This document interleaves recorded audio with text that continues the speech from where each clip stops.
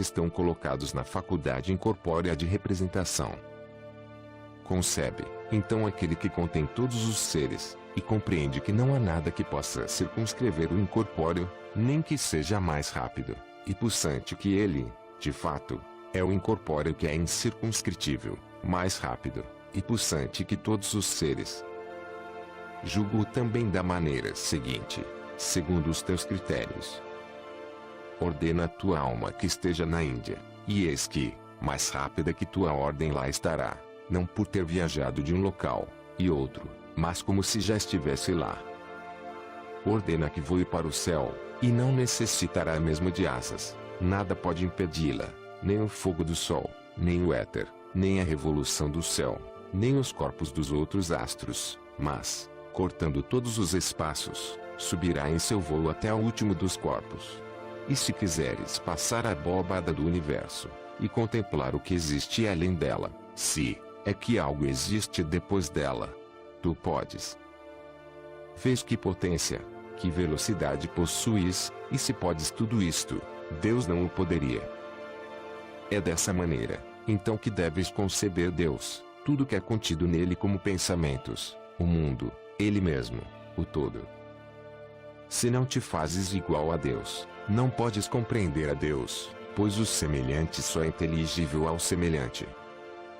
Faça-te crescer até corresponder à grandeza sem medida, por um salto que te libere de todo o corpo, eleva-te acima de todo o tempo, torna-te o Aion, então compreenderás Deus. Sabendo que não é impossível para ti, estima o imortal, e capaz de tudo compreender, toda arte, toda ciência, o caráter de todo ser vivente.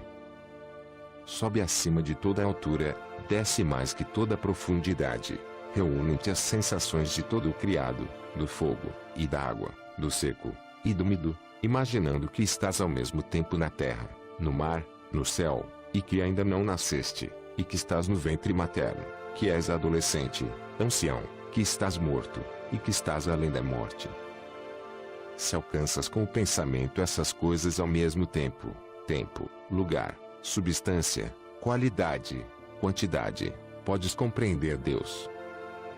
Mas se mantens tua alma aprisionada no corpo, se abaixas, e dizes, eu não concebo nada, eu não posso, tenho medo do mar, não posso subir ao céu, não sei o que sou, não sei o que serei, que queres com Deus?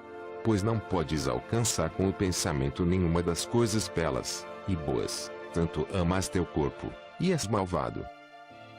O vício supremo, indubitavelmente, é não conhecer o divino. Contrariamente, ser capaz de conhecer, e ter tido a vontade, e a firme esperança, e a via direta que conduz ao bem, e uma via fácil. Durante tua marcha, ele virá em toda parte, e teu encontro, em todo lugar se oferecerá à tua vista, mesmo no lugar, e na hora em que não o esperas, estejas em vigília, ou em repouso, navegues, ou caminhes, de noite, ou de dia, falando, ou calando-te, pois nada existe que ele não seja. Dirás agora, Deus é invisível. Não falo assim, o que é mais manifesto que Deus. Ele criou tudo para que o vejas através de todos os seres. Eis o bem de Deus, o poder miraculoso de Deus de se manifestar através de todos os seres. Pois nada há de invisível mesmo entre os incorpóreos. O intelecto se torna visível no ato de pensar, Deus no ato de criar. Minhas revelações cessam neste ponto, ó Trismegistos. Para o resto siga o mesmo método, e não serás decepcionado. Capítulo 11. Sobre o intelecto comum, Hermes, Atat. O intelecto, ó Tat, é tirado da própria substância de Deus, quanto a saber de que natureza é a essência. Deus é o único a conhecê-la exatamente.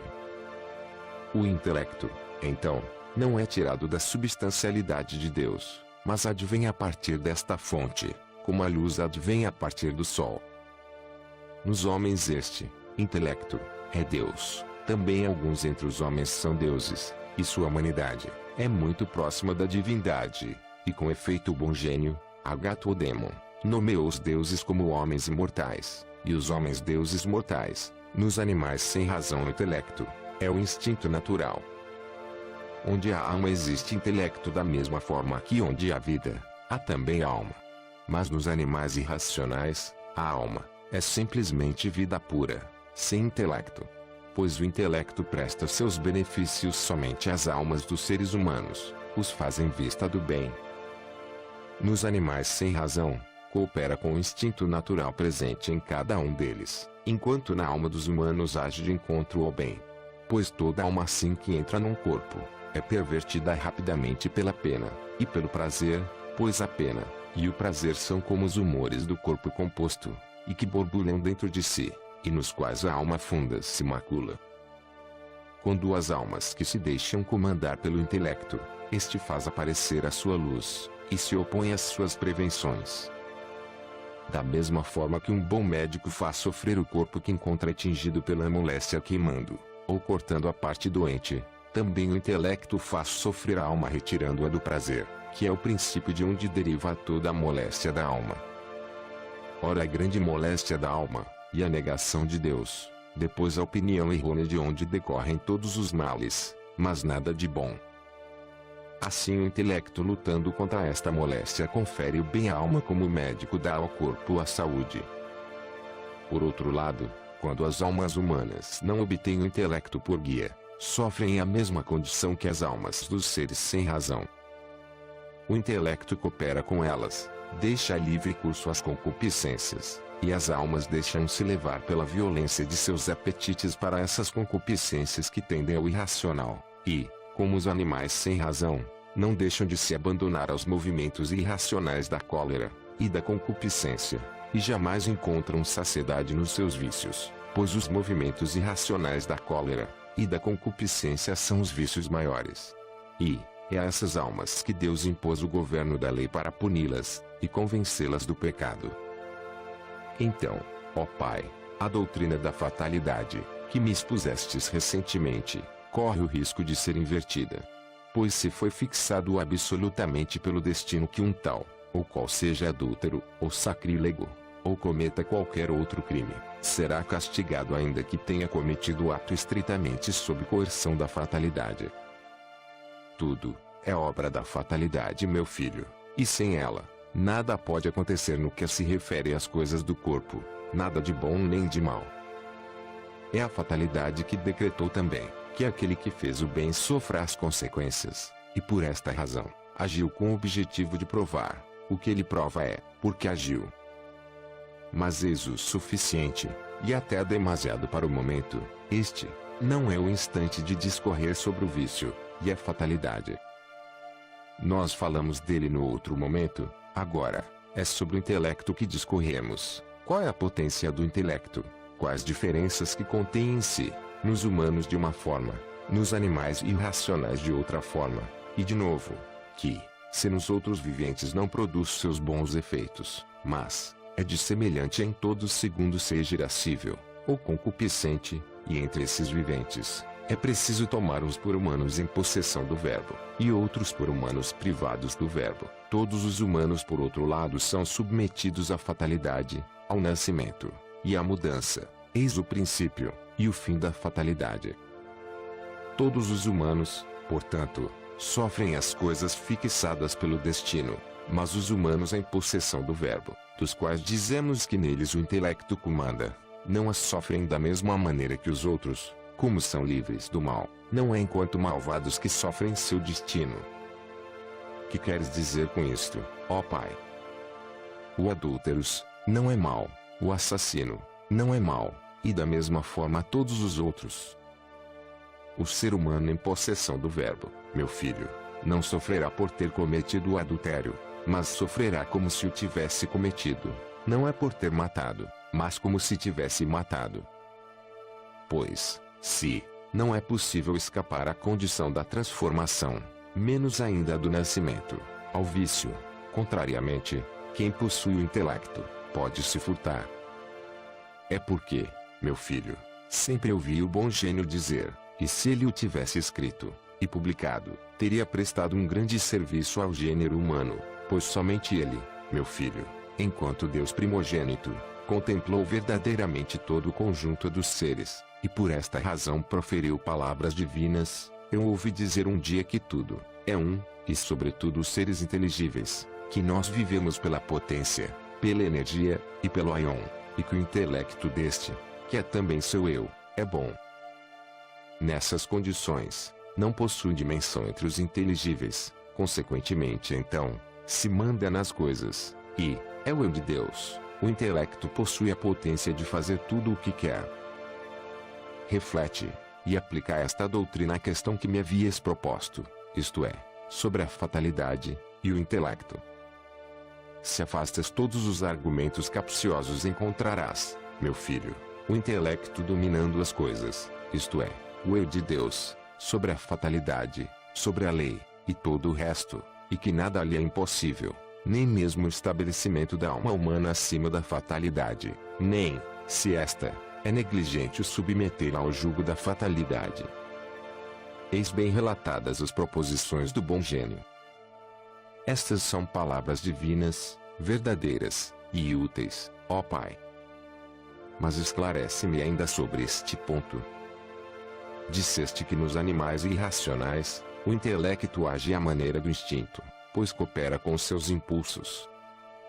Ora, os impulsos dos animais irracionais são, pelo menos o suponho, paixões. Se o intelecto coopera com os impulsos, e se seus impulsos são paixões, o intelecto também é uma paixão, pois tem contato com as paixões. Bem exposto, meu filho.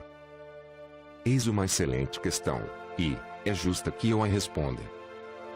Todos os incorpóreos alojados em um corpo são passíveis, meu filho, e a bem dizer, são paixões. Efetivamente todo motor é incorpóreo, todo móvel é corpo. Ora, os incorpóreos também estão em movimento, movidos pelo intelecto, e o movimento é uma paixão, de modo que um e outro são sujeitos, o motor e o móvel, pois um comanda, o outro, por ser comandado. Mas quando o intelecto é separado do corpo, separa-se também da paixão. Talvez seja melhor dizer que nada é impassível, mas que o inverso é que o se verifica. A paixão difere do passível. Com efeito, uma é ativa e outra passiva. Ora, os corpos também são ativos por si mesmo, ou são imóveis, ou movidos. Num caso, ou no outro existe a paixão. Quanto aos incorpóreos, sempre sofrem a ação, e por isso são passíveis. Não te enganes com essas designações, ação e paixão, tudo é um. Mas não existe mal algum em se servir do termo mais favorável. Explicastes da maneira mais clara, ó Pai. Considera ainda isto, meu filho. Deus gratificou o ser humano, único entre os animais mortais, com esses dois dons, o intelecto e o verbo, que tem o mesmo valor que a imortalidade. O ser humano possui também o verbo proferido. Ora, se o ser humano emprega esses dons para os fins que convém, não diferirá em nada dos imortais. Uma vez liberto do corpo, será guiado por um, e pelo outro para o coro dos deuses, e dos bem-aventurados. Os outros animais, ó Pai, não se utilizam da palavra. Não, criança, possuem apenas a voz. Ora, a palavra difere absolutamente da voz. A palavra é comum a todos os humanos, ao passo que cada espécie de animal tem sua própria voz. Mas entre os humanos também, ó Pai, a palavra não difere segundo cada raça. Difere indubitavelmente, meu filho, mas a humanidade é apenas uma. Desta forma a palavra também é uma. Traduz-se de língua, e descobre-se que é a mesma no Egito, na Pérsia bem como na Grécia. Parece-me que desconheces toda a virtude e grandeza do verbo. O bom gênio, Deus bem-aventurado, disse: a alma está no corpo, o intelecto na alma, o verbo no intelecto. Deus é, portanto, o Pai de todos. O verbo é, portanto, a imagem, e o intelecto de Deus, o corpo, e a imagem de ideia, a ideia, e imagem da alma. O que há de mais sutil na matéria é o ar, no ar a alma, na alma o intelecto, no intelecto Deus. Deus envolve e penetra tudo, o intelecto envolve a alma envolve o ar envolve a matéria. A necessidade, a providência e a natureza são os instrumentos da ordem e do belo ordenamento da matéria. Entre os inteligíveis, cada um é uma essência. A sua essência é a identidade. Contrariamente, entre os corpos do todo, cada um deles é a pluralidade. De fato, como os corpos compostos possuem sua identidade na transformação de um em outro, conservam indestrutível a identidade. Do outro ponto de vista, em todos os corpos compostos em geral, existe um número próprio a cada um deles. Pois, sem números, é impossível a produção de combinação, composição e dissolução. Essas são as unidades que engendram números, que o aumentam, e que de novo, quando se dissolve, o recebem nelas mesmas, embora a matéria permaneça única. Ora, este mundo inteiro, esse grande Deus, imagem do maior Deus, unido a Ele, e conservando com Ele a ordem, e a vontade do Pai, e a totalidade da vida, não há nada nele através de toda a eterna duração do giro cíclico desejado pelo Pai, nem em sua universidade nem em suas partes, que não esteja viva. Nunca existiram coisas mortas, não existem, nem virão a existir no mundo. É vivo que o Pai quis fosse. O mundo, tanto tempo faz que guarda a coesão, logo, o mundo, é necessariamente Deus. Como poderia então, meu filho, nesse que é Deus, nesse que é a imagem de todo, nesse que é o pleroma da vida, existir coisa morta? Pois a morte é corrupção, e a corrupção é destruição. Como supor que se corrompe uma parte desse que é incorruptível, ou que seja destruída qualquer coisa de Deus? Os viventes que estão no mundo não morrem, meu Pai, ainda que sejam partes do mundo. Cala-te, minha criança, pois te deixas induzir em erro pela denominação do fenômeno. Pois os viventes não morrem, meu filho, mas, sendo corpos compostos se dissolvem, ora esta dissolução, não é morte, mas dissolução de uma mistura. E se eles se dissolvem, não é para serem destruídos, mas para serem renovados. Qual é com efeito a energia da vida? Não é o movimento. O que existe no mundo que seja imóvel, meu filho? Nada, meu filho. Mas a terra não te parece imóvel, ó Pai? Não, filho. Contrariamente, de todos os seres, ela é a única sujeita a uma série de movimentos, e ao mesmo tempo estável. Como não seria ridículo supor imóvel a esta nutriz de todos os seres, aquela que faz nascer e gera as coisas? Sem movimento, é impossível aquele que faz nascer, fazer nascer seja lá o que for. É realmente ridículo perguntar, como fazes, se a quarta parte do mundo pode ser inerte, pois ser imóvel para um corpo não abriga outro sentido que ser inerte. Saiba então, criança, que tudo que está no mundo, tudo sem exceção, está em movimento, seja por diminuir, seja por crescer. Ora, o que está em movimento também está em vida, mas não há necessidade que todo ser vivente conserve sua identidade. Pois sem dúvida, considerado na totalidade de seu conjunto mundo, é imutável, minha criança, mas as partes desse mundo são todas mutáveis, sem que nada por isso pereça, ou seja destruído. São esses termos apenas que turbam os nossos espíritos. Pois, não é o fato de nascer que é a vida, mas a consciência, e a transformação, não é a morte, mas esquecimento. Se é desta forma, então todos esses elementos são imortais, a matéria, a vida, o sopro, o intelecto, de que se compõe cada vivente. Todo vivente é, portanto, imortal pelo intelecto. Mas o mais imortal de todos é o ser humano, pois é capaz de receber Deus e de entrar em união com Deus. É com este único vivente que Deus se comunica, durante a noite em meio aos sonhos, durante o dia através de presságios, e lhe prediz o futuro por toda uma variedade de meios, pelos pássaros, pelas entranhas das vítimas, pela inspiração, pelo carvalho. De modo que o ser humano também se esforça em conhecer o passado, o presente e o futuro. E veja isto, ainda, criança, que cada um dos animais frequenta apenas uma parte do universo, os animais aquáticos, a água, os animais terrestres, a terra, os voláteis, o ar. O ser humano contrariamente tem relação com todas as partes igualmente, a terra, a água, o ar, o fogo, e mesmo o céu. Ele o vê, e entra em contato com o mesmo através da sensação. Deus envolve a tudo, e penetra em tudo, porque há energia, e potência. E não existe nada de difícil em conceber Deus, meu filho. E se queres contemplá-lo, vê o belo arranjo do mundo, e a bela ordem desse arranjo. Vê a necessidade de tudo o que se oferece à nossa vista, e a providência que regula as coisas do passado, e as que se produzem hoje. Vê como a matéria é plena de vida. Vê esse Deus imenso em movimento com todos os seres que contém, bons e belos, os deuses, os daimons, os humanos. Mas tudo isto, ó Pai, é energia. Admitamos que existam apenas energias, criança, por quem estas energias são colocadas em ato. Por um outro Deus? Não vês que como são partes do mundo o céu, a água, a terra, e o ar, da mesma forma são membros de Deus a vida, a imortalidade, a necessidade, a providência, a natureza, a alma, e o intelecto, e que é a permanência de todas essas coisas que se chama bem, e que não existe absolutamente nada, nem nas coisas atuais, nem passadas, onde Deus não esteja presente.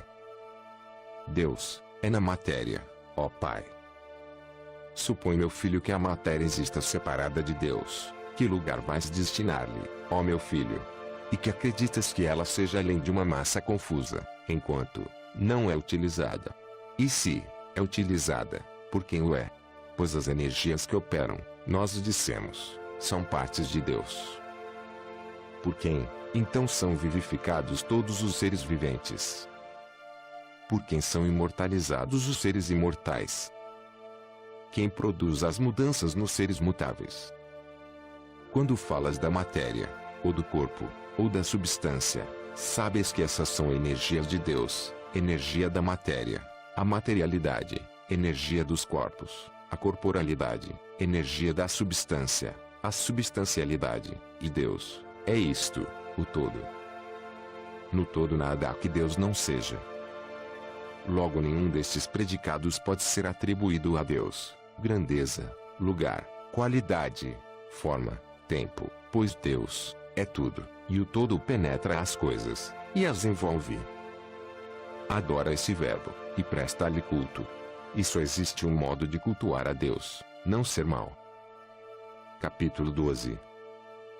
Discursos secretos sobre a montanha, relativo à regeneração, e a regra do silêncio.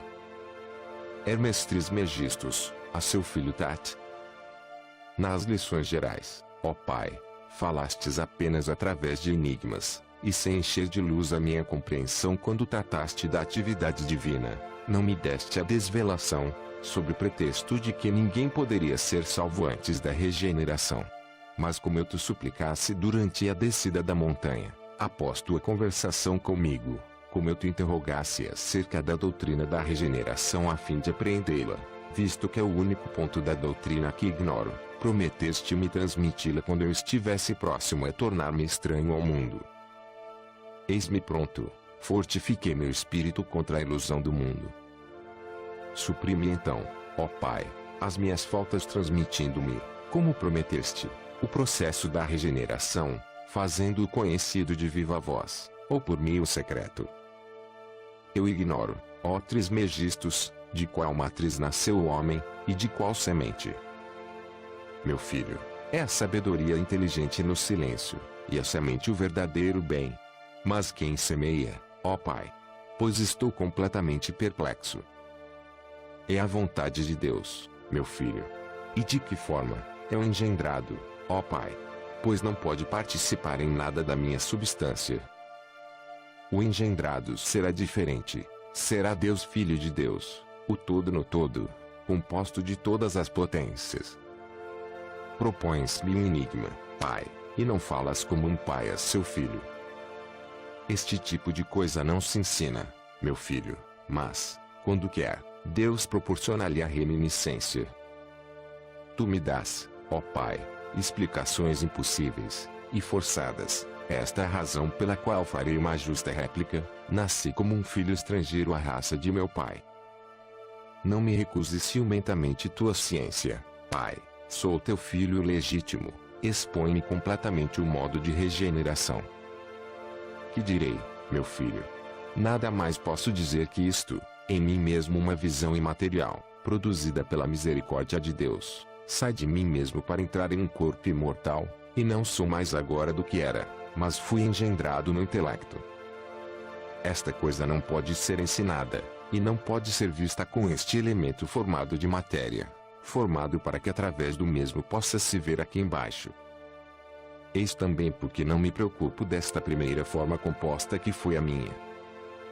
Não percebo mais as cores, nem o sentido do tato, nem medida no espaço. Tudo isto me é estranho.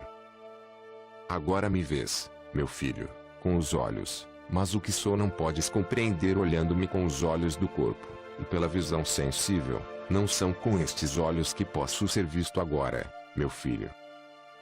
Atiraste-me numa loucura furiosa, e num aturdimento espiritual, ó Pai, pois não me vejo neste momento. Apraz aos céus, criança, que tu também saias de ti mesmo, como acontece àqueles que sonham mas, no teu caso, sem dormir. Diga-me isto ainda: quem é o operador na obra da regeneração? O Filho de Deus, um ser humano como os outros, pelo querer de Deus. Agora, com um golpe seguro, atiraste-me num estupor que me tira a palavra. Tendo perdido meus espíritos, pois te vejo sempre com a mesma estatura, ó Pai, com a mesma forma exterior. E é nisto que te enganas, pois a forma mortal muda diariamente, evolui com o tempo por crescer, ou diminuir, como coisa mentirosa. Que existe, então que seja verdadeiro, ó Trismegistos. O impoluto, o que não possui limite, nem cor, nem forma, o que é imutável, nu, brilhante, o que não pode ser apreendido por outra coisa que si mesmo, o bem inalterável, o incorpóreo. Eis-me realmente louco, Pai, pensei que me tivesses tornado sábio, e eis que se obstruiu a percepção que tinha de meu pensamento. Isto está certo, meu filho: o que se coloca no alto como o fogo, embaixo, como a terra, o que é líquido como a água, isso que sopra pelo universo todo como o ar.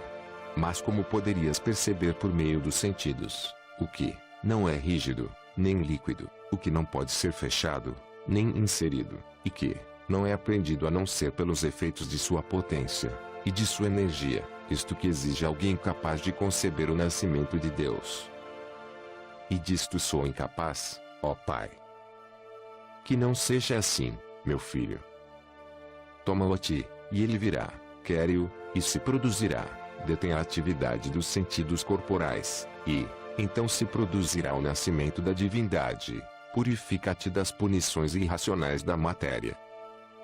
Possuo, então, manchas em mim, ó Pai. E não em pequenos números, criança, mas terríveis, e numerosas. Eu as desconheço, ó Pai. Esta ignorância, minha criança, é a primeira das punições, a segunda, e a tristeza, a terceira, é a incontinência, a quarta, a concupiscência, a quinta, a injustiça, a sexta, a cupidez, o sétima, o engano, a oitava, a inveja, a nona, a fraude, a décima, a cólera, a 11ª, a precipitação, a 12ª, a maldade. Estas punições são 12 em números, mas sob elas, outras mais numerosas, por intermédio do corpo, forçam o ser humano interior a sofrer por meio dos sentidos.